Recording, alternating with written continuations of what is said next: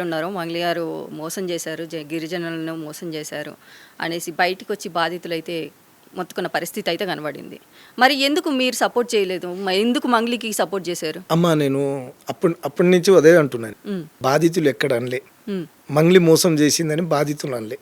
సుబ్బారావు అని ఒక fake advocate, అంటే మంగ్లీ అనే పేరు ఉన్నది కాబట్టే మేము ఇన్వెస్ట్ చేసినాం అనేసి వాళ్ళు చెప్తున్నారు కదా.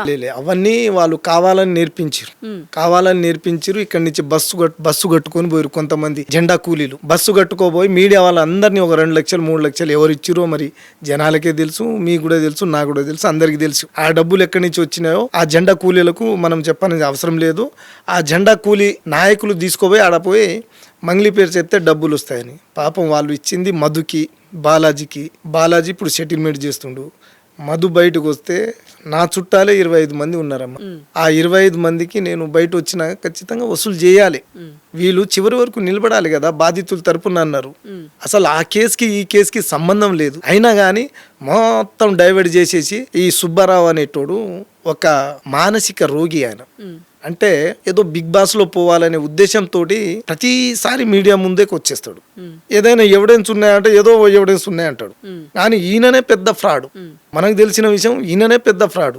సూర్యాబాయి వీళ్ళిద్దరు దోస్తానం చేసి సూర్యాబాయి ఇద్దరు కలిసి సెటిల్మెంట్లు చేస్తుంటారు. మనకు తెలిసిన విషయాలు అది. సెటిల్మెంట్ చేస్తుంటారు. ఆ సెటిల్మెంట్లో సూర్యాబాయి అంటే ఓల్డ్ సిటీ రౌడీ అంటే అందరికి భయం. ఏదైనా భూమి ల్యాండ్ పంచాయతీ అయినా, ఏదైనా డబ్బులు రికవరీ అయినా, ఏదైనా గోల్డ్ బిజినెస్ చేస్తాడు ఆయన. గోల్డ్ బిజినెస్ అంటే విదేశాల నుంచి తక్కువ ధరకు తీసుకొచ్చి ఇక్కడ ఇస్తుంటాడు అన్నమాట.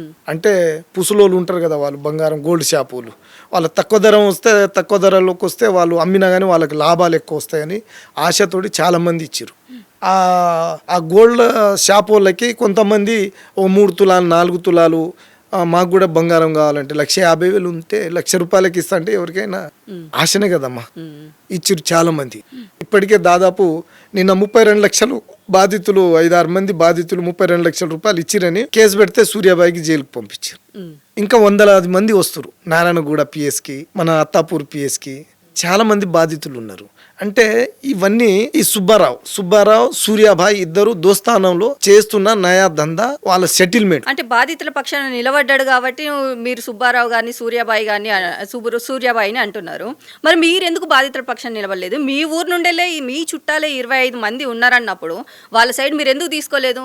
కేవలం మంగ్లీని ఎందుకు పక్కన పెడుతున్నారు? మంగ్లీ ప్రమేయం లేదండి, మంగ్లీ ప్రమేయం లేదు. బాధితుల తరపున నేను నిలబడ్డా. ఈనాడు కాదండి, 2025 జనవరి ఫిబ్రవరి నెలలో నేను స్టార్ట్ చేసిన మీడియా పరంగా, సోషల్ మీడియా పరంగా అవన్నీ నేను బయటికి తీసుకొచ్చిన. పేపర్కి వచ్చింది, ఆ ఎవిడెన్స్ ఉన్నాయి మా దగ్గర, వీడియోలు వచ్చింది, ఆ TV5లో క్లారిటీగా చూపించారు ఈయన దందాలు ఎట్లా చేస్తారని. అప్పుడు బాధితులు కూడా నా మీద తిరగబడ్డారు. ఏంటంటే ఇచ్చేటోళ్ళు మేము, తీసుకునేటోళ్ళు వాళ్ళు, మీరెవరు చెప్పేటోళ్ళని. అయితే ఆడ మీడియా ఏం చేసిందంటే, మీడియా కూడా పేపర్కి ఇవ్వడానికి వాళ్ళు కూడా ముందుకు రాలేదండి. ఎవరైనా బాధితులు వస్తే ఇవ్వాలి కదా, మీలాంటి వాళ్ళు లీడర్లు చెప్తే ఇట్లా మళ్ళీ అది రాంగ్ అయితే ఎట్లా అని వాళ్ళు కూడా భయపడ్డారు. అయితే మన నవ తెలంగాణ దిశ పేపర్ వాళ్ళు ధైర్యం చేసి ఇచ్చిర్రు. మనం చెప్తే ఇచ్చిర్రు. వాళ్ళు ఇచ్చినాక కొంతమంది అలర్ట్ అయ్యారమ్మ. అప్పుడు అలర్ట్ అయినాక తర్వాత మనం ఒక 5-6 మందికి ఇప్పించినాం.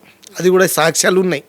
ఎట్లా మన మధుకి అయితే ఆదిపట్లలో ఉరికిచ్చి పట్టుకున్నాం. ఆయనకి పట్టుకొని వసూలు చేసినాం 2-3 వాని దగ్గర నుంచి. ఇంకా కొన్ని వికారాబాద్లో ల్యాండ్ ఉన్నాయి, అవి రాపిచ్చండు. ఆ చెక్కులు ఉన్నాయి, దానికి సంబంధించిన బాండ్ ఉన్నాయి, అవన్నీ ఉన్నాయి. అవి మన బాధితుల తరపున ఇప్పటి వరకు నిలబడ్డాం. అప్పుడు వసూలు చేపించినాం. బాలాజీని పట్టుకొస్తే అప్పుడు ఒక 2-3కి 10-15 లక్షలు అదే మా సింగరేణి కాలనీలో పట్టుకొచ్చినాం. బాధితులు అందరూ వాళ్ళతో పాటు కలిసి ఆ కార్ గుంజుకొస్తే 3 ఫోన్లు ఐఫోన్లు గుంజుకొస్తే అప్పుడు ఒక 15 లక్షలు ఇచ్చిండు. దాని తర్వాత మళ్ళీ ఇంకోసారి ఇట్లనే మాయమాటలు చెప్పి మళ్ళీ దొరకట్లే అంటే దొరికించుకొని ఎక్కడ నల్గొండలో మనం దొరికించుకొని